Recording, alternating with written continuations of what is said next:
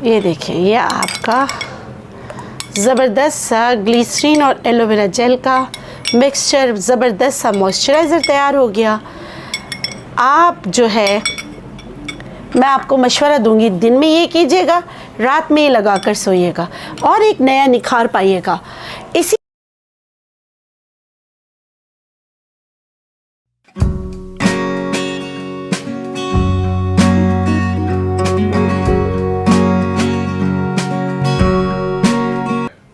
बिस्मिल्लाहिर्रहमानिर्रहीम, अस्सलाम वालेकुम। इस उम्मीद के साथ मेरी सोशल मीडिया फैमिली खैरियत से होगी। मैं हूं नेचुरोपैथ डॉक्टर बिल्किस। आजकल है शादियों का सीज़न, शादियों के सीज़न और वो भी सर्दियों में स्किन का हो जाता है सत्यानाश। बहुत सारी चीज़ें लगाने से या सर्दी से बचने के लिए जो क्रीम्स लगाई जाती हैं उससे आपकी स्किन डार्क होने लगती है। ठहरें, मैं विंटर क्रीम नहीं बता रही हूँ, मैं आपका पसंदीदा मौजू जिससे आप गोरे हो जाएं, पिंक पिंक हो जाएं। बोलते हुए भी मुझे बहुत बुरा लगता है, मगर आप लोगों की डिमांड है। खैर, ये है 7 डेज़ का चैलेंज।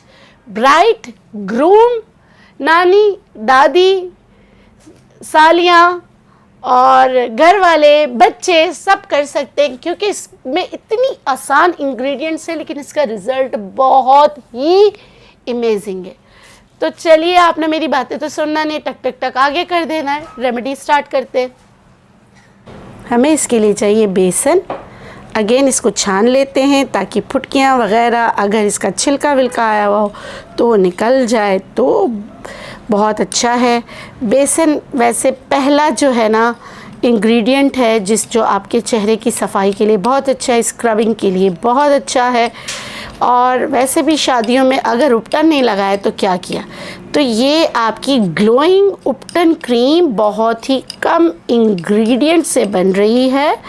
मैंने लिया है बेसन 1 बड़ा चम्मच। ये देखिए, जो इसमें ज़्यादा थोड़ा सा जो नहीं पीसा है वापस चला जाएगा। मुझे लेना है बेसन 3 चम्मच, ठीक है, ज़्यादा बनाना है। आप इसको बॉडी पे भी इस्तेमाल कर सकते हैं, चेहरे पर भी इस्तेमाल कर सकते हैं।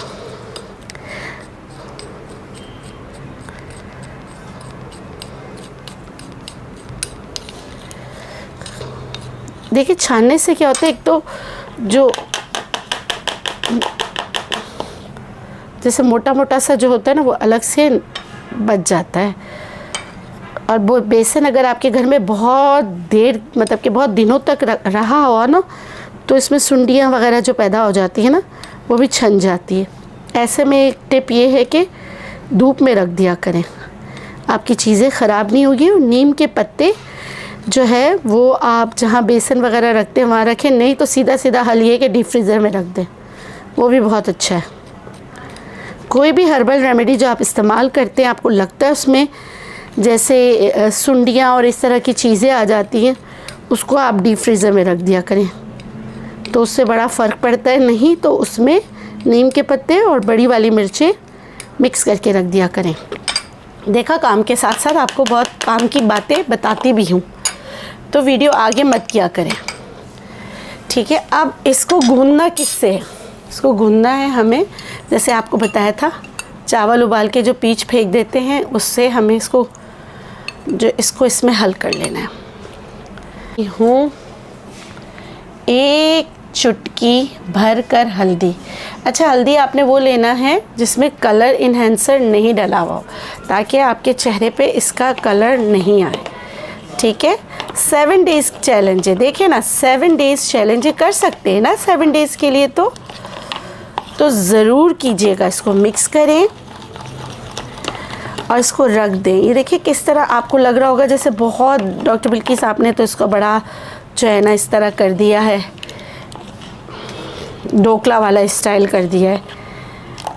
इतना ही पतला बनाएं, बेसन और चावल दोनों फूल जाते हैं। इसको आपने आधे घंटे के लिए रख देना है। रखने के बाद अच्छी तरीके से उपटन की तरह हाथ, पाँव, नकल्स हर जगह इस्तेमाल करना है। सिर्फ 7 दिन मैंने आपको कहा है।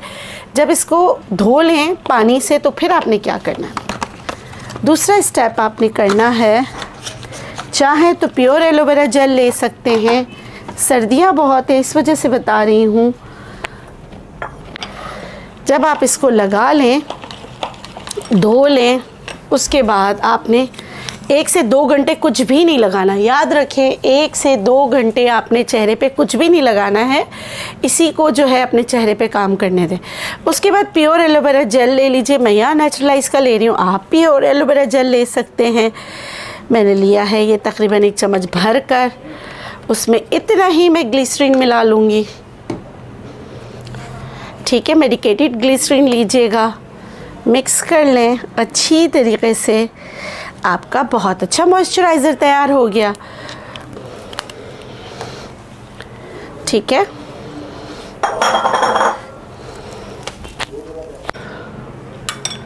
ये देखें, ये आपका ज़बरदस्त सा ग्लिसरीन और एलोवेरा जेल का मिक्सचर, ज़बरदस्त सा मॉइस्चराइज़र तैयार हो गया।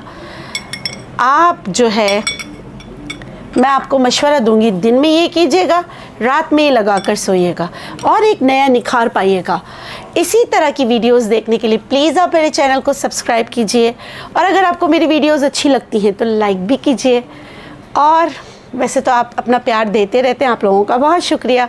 खुश रहें, शाद रहें, आबाद रहें, जिएं और जीने दें। अल्लाह हाफ़िज़।